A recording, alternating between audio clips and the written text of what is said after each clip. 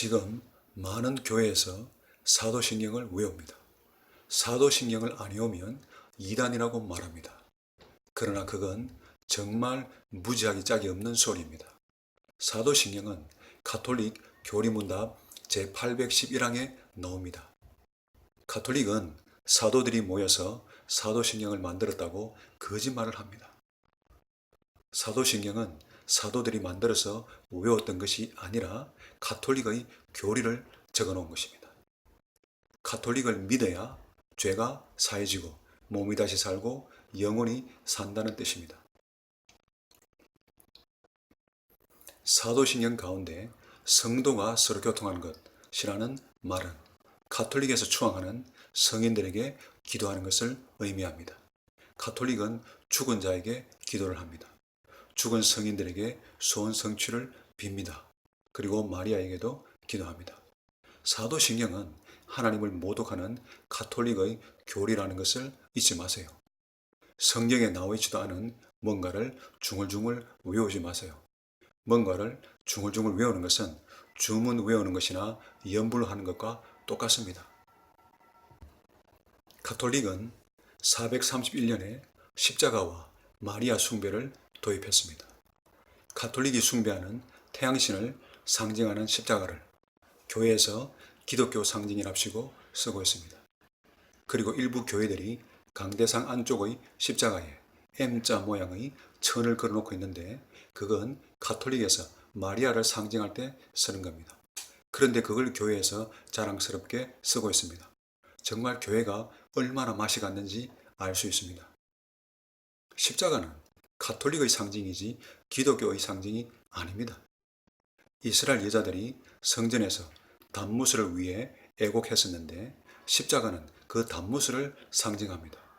예수님께서 오시기 전부터 이미 십자가는 단무스, 즉 태양신을 상징하는 것으로 사용되고 있었습니다.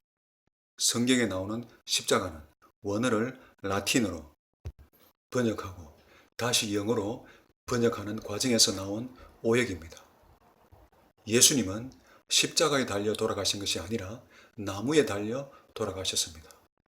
예수님은 십자가를 메고 가신 것이 아니라 통나무 막대기를 지고 가셨습니다. 이를 증명하는 구절이 사도행전 5장 30절, 10장 39절, 13장 29절입니다. 그리고 베드로전서 2장 24절에도 나옵니다. 예수님은 통나무 막대기가 걸려있는 살아있는 나무에 달려 돌아가신 것입니다. 다시 한번 말하지만 기독교의 상징은 십자가가 아닙니다. 기독교에 무슨 상징이 필요하고 조각한 물건이 왜 필요합니까? 초대교회 때 십자가를 세워 두었을까요? 십자가 조각품들을 들고 다녔을까요? 그런 것들은 모두 가톨릭에서 주술적인 도구로 사용하는 것들입니다. 가톨릭 신부들이 귀신을 쫓는다고 십자가를 들이대잖아요.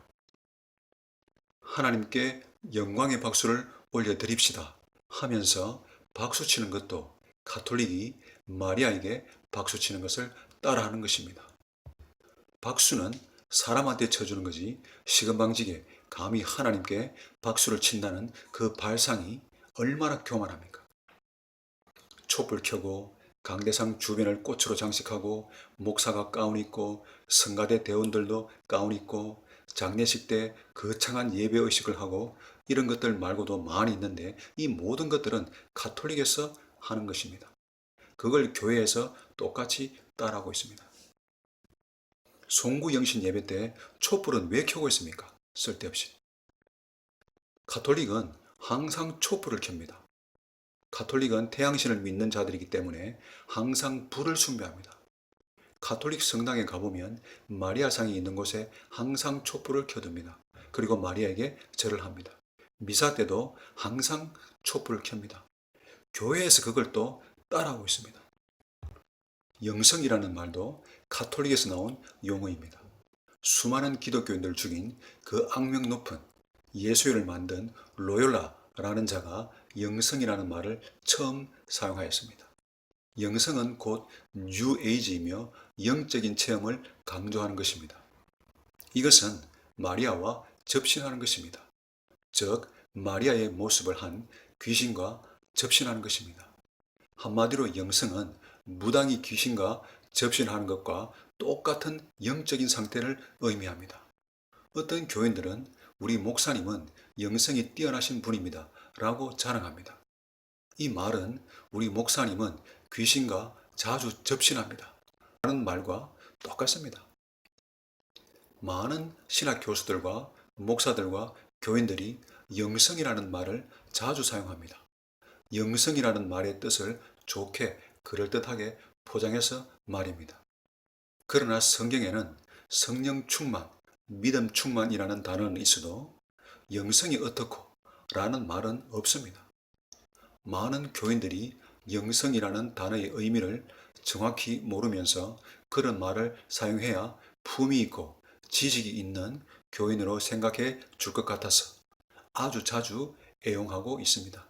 그러나 그 말은 가톨릭에서 쓰는 악한 뜻의 용어이므로 기독교인들이 사용해서는 안 됩니다. 이미 많이 사용하고 있는데 좀 쓰면 어때? 라고 말하면서 계속 그 단어를 사용한다면 하나님께서 기뻐하실까요? 그래도 죽어도 영성이라는 단어를 쓰고 싶으면 하나님 하지 말고 가톨릭 신자들처럼 하느님이라고 부르고 찬송가 부를 때 목탁도 치세요. 박자 맞추기 좋고 소리도 청아하잖아요. 이것저것 막 섞어서 사용해 보세요. 아닌 거는 아닌 겁니다. 태도를 분명히 해야 합니다.